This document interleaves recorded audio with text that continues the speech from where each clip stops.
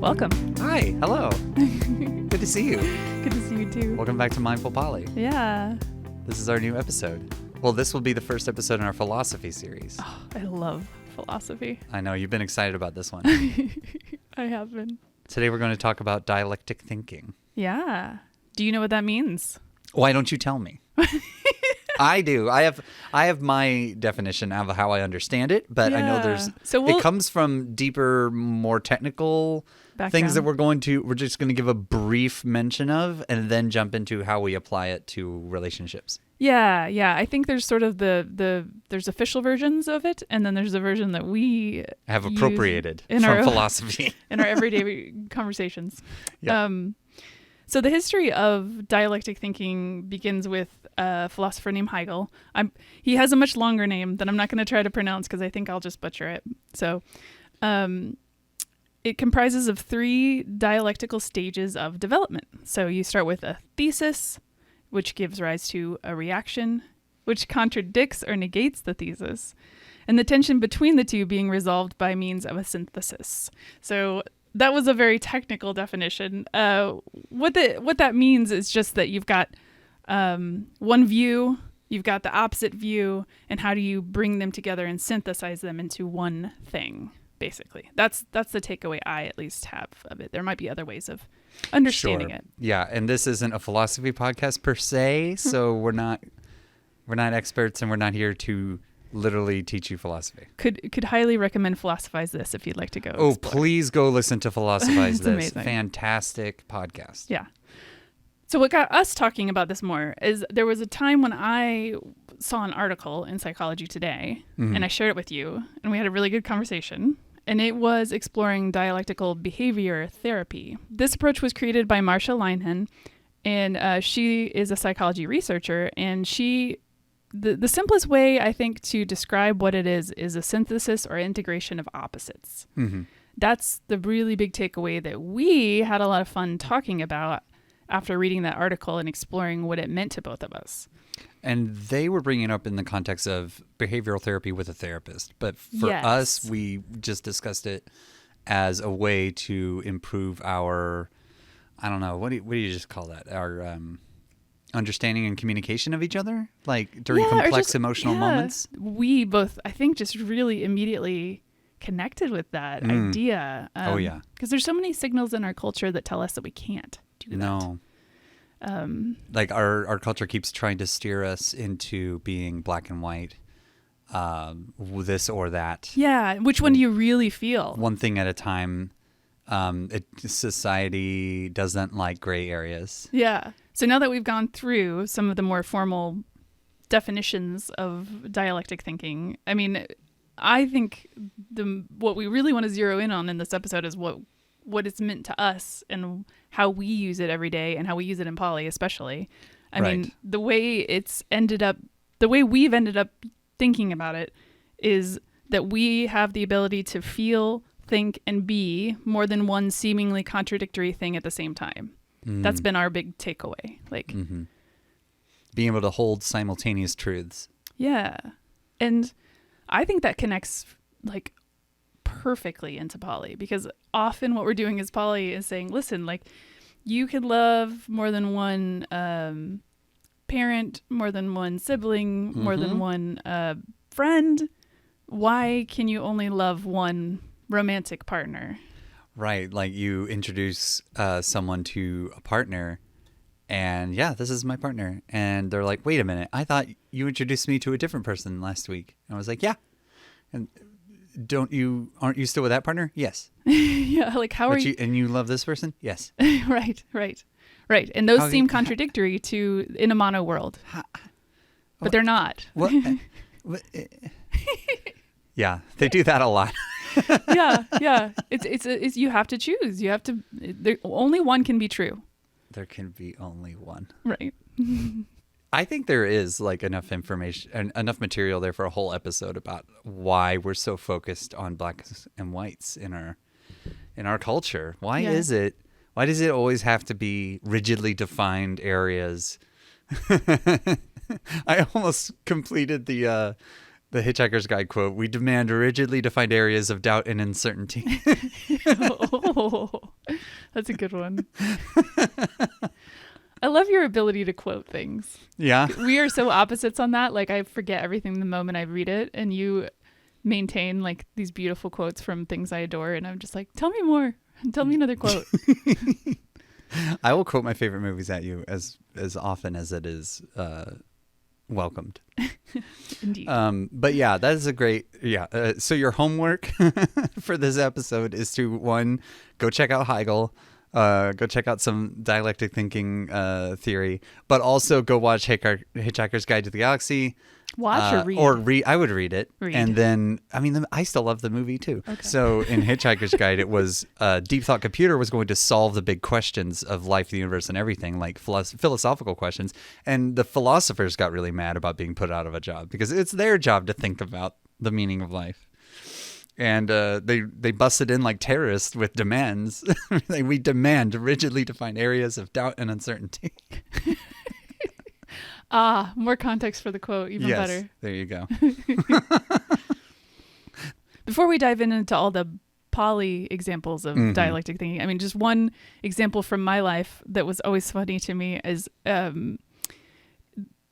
I was a roller derby player, and we always had this like running gag of like every time like a local newspaper would want to do a story about one of our players, they would love the headline that said something like mild-mannered, for me it'd be like mild-mannered programmer by day, roller derby girl by night. And it's like, come on. How salacious. They just love that idea that you could, I mean, it goes back to that like, oh, you thought she was just a mild-mannered programmer, but did you also know? Like the idea that like, can you be both? Or like, ooh, wow, someone's more than one thing at the same time. We can't fit her in a box. Whoa. I guess can't get a read on you. I don't know how to categorize you. I don't know how to act around you. I put you in the box and you pop back out. Am I allowed to be rude in front of you because you're a derby girl? Like, can you handle like the rougher side of things? Yeah. Like, oh, I thought you were just a nice computer nerd. I thought you just spoke in zeros and ones. I didn't know you could punch me so hard that you don't punch my butt breaks. I know that's a misconception that people have about roller derby, that it's excessively violent. Yes. And I just played right into that for a joke. You did. Yeah, I'm sorry. Congratulations. But in relationships, it can often come up like, let's say you are both feeling really connected and happy and satisfied with the amount of time a partner offers, but at the same time dissatisfied. So say, oh, this date was amazing, I loved it, I can't wait for the next one. Can it happen right now? Right. Like, yeah. I just want to spend all my time with you. Yeah, I find myself feeling this, especially when we have a particularly like heady, high, intense date. It's like, I just want to spend every moment with you. And I also don't want to spend every moment with you. Right, because I have right to now synthesize those feelings. I'm going home because I have all my stuff to do. Right. But I want to move in. I don't want to go. I want to move in, and I don't want to move in, and I want, like, I both do and don't. And people never want this to end. Yeah, and I think especially if you're in relationships where there's maybe some underlying insecurity going on, or you're struggling to know kind of where you stand in a relationship, those signals can be confusing and challenging. Like when someone says like, oh, I want to move in together, it's like, oh yeah, I'm really important to you, but I also don't want to move in together. Well, how do I know where I stand? Yeah. What does that mean?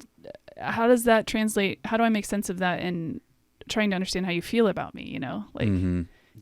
Does it feel odd to you that on one hand we're saying that dialectic thinking can be really useful in poly context, but then also at the same time, isn't it sort of like that foot on the gas, foot on the brake, mixed signals thing from avoidant attachment that can be troubling and problematic? I can see how people might experience it that way, but I personally have found the opposite to be true. Because the sooner you connect with the idea that you can be gray and that your partner can be gray, then it frees you up to appreciate that they do feel both.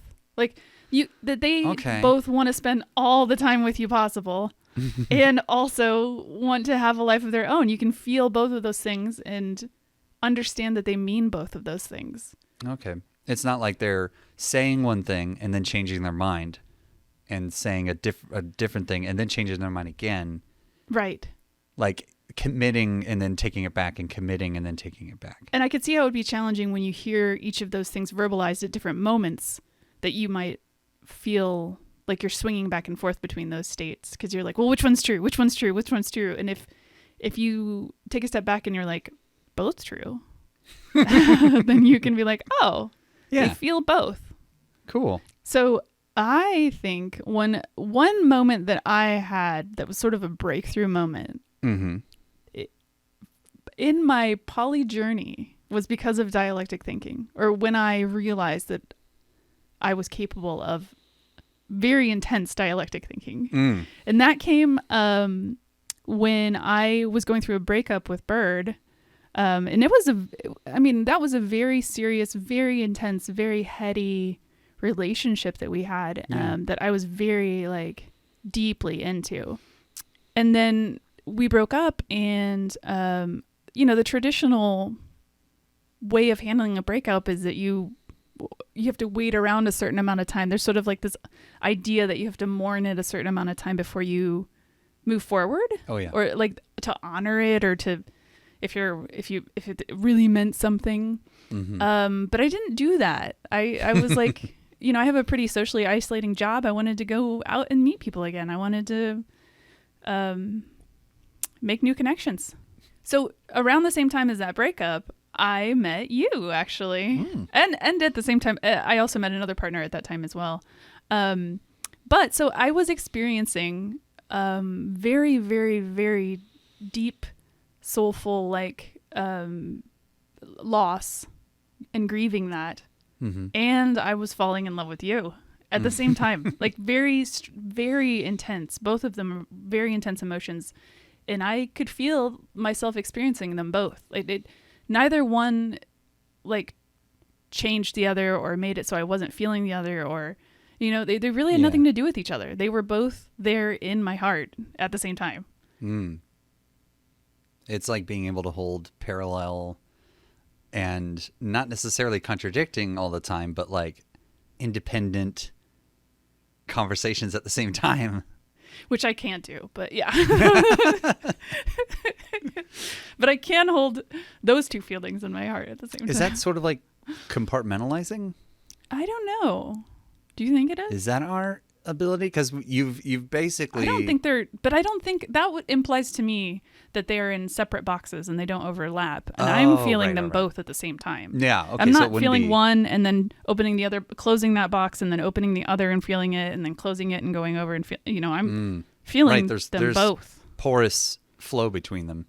Like, isn't there like a thing for like laugh crying, or like smizing through the tears? I don't know. There are other examples of doing things like that, I guess. Yeah, I like that. I like that a lot. Another example, I think you mentioned this a little bit, like when a partner goes on a date and you're wanting to encourage them, the two different feelings that you would have to synthesize, seemingly contradictory feelings, are maybe your FOMO or jealousy about this nice experience your partner is having, but then you also really want them to have that. Yeah. Even though it's difficult for you to feel while they're having it. Yeah. Like you're excited for them and you're also really struggling. Yeah. I think that's super common. Yeah. Like people feel this a lot. Yeah. And I think sometimes even feel some guilt around it. Like that they're not allowed to be feeling insecure. Oh my God. So much guilt because they feel bad for feeling bad about it. It's like, I should only be encouraging. I should only be feeling the happy compersions. There's that pressure to feel compersion. They feel like they're bad at poly if they're not feeling compersion. But what they don't realize is they actually are feeling compersion. If you are excited at all for your partners to have good things, that's compersion. Right. And compersion and jealousy are not mutually exclusive feelings. No, you can feel them at the same time. Yeah. Because like they feel like the jealousy cancels out the compersion. So it's like, oh, I'm jealous. That means I wasn't feeling excited for them. So I think you can do both. You absolutely. I mean, that's what the point of this episode is. Yeah, I think it blows apart those things, and that way, when if your partner comes home and they're checking in on you, you can be like, yeah, I was heckin' jealous. Hard. I was struggling, and I'm really happy for you. Yeah, I was struggling hard. I want you to do it again. Well, it may not feel like I want you to do it again. Well, sure, if that's what you want. Yeah, like I'm never gonna hold you back. Yeah, never gonna give you up. No. So moving right along, before that derails us yet another time. To me, that is like you are on an intellectual level believing what they're doing is right, something that they should be able to do, even though it's hard for you to watch them do it. Like it's that head and the heart kind of tug of war, and that this thinking about it in a dialectic way helps you synthesize the two, and like they stop tugging on each other and are just standing there holding the rope together. Mixing my metaphors. They're braided together. They're both like leaning with equal tension oppositely, so that it keeps balance. I don't know. Like I mean, there's I will try not to quote Watts too many times. But he talks. No, actually, this is the perfect episode to quote Watts during.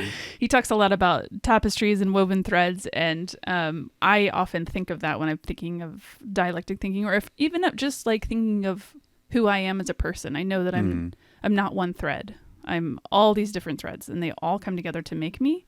And no single one of them is like the thread, right? Like no one can tug on the one and be like, look, I figured you. I like that about myself. I don't.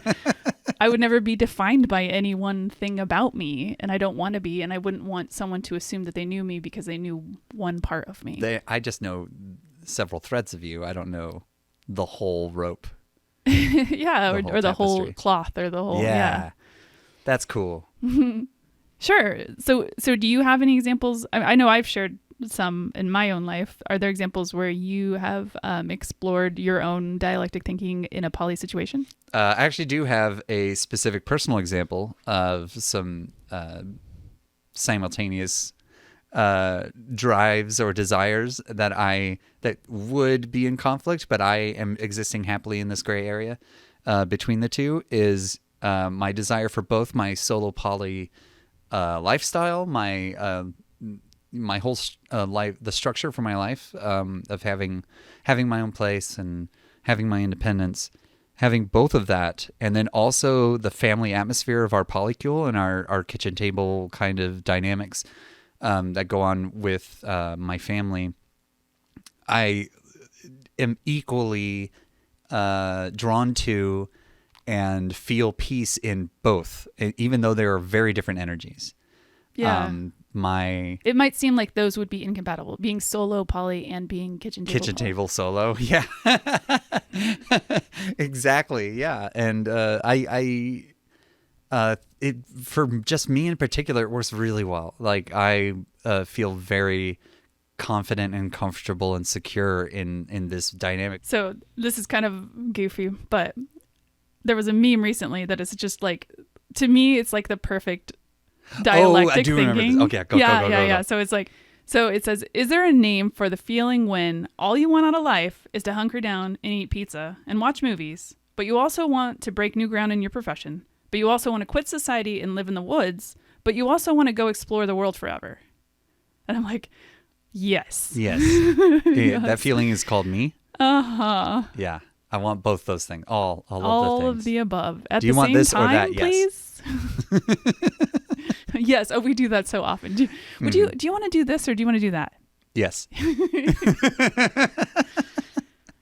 So that's dialectic thinking, or at least how we think about dialectic thinking. Yeah, and I think how it can help poly, help with some common situations that come up in poly. Mm-hmm. So if you're new to dialectic thinking, I hope that this episode helped you maybe explore the times when you've had more than one feeling at the same time and didn't feel like you were allowed to have them both. Mm-hmm. And maybe next time you give yourself the opportunity to be both, to synthesize. Give those yourself feelings. compassion and permission. Yeah. I think that's the whole point. Like this idea that we've stolen from philosophy and applied to relationships only exists to help you. Yeah. Use it if it does. If it doesn't, that's fine. It's not something that you have failed for not feeling. Yeah. Indeed. It's a tool. Thanks for joining us. Yeah. Thanks for coming. See you next time. Bye. Bye.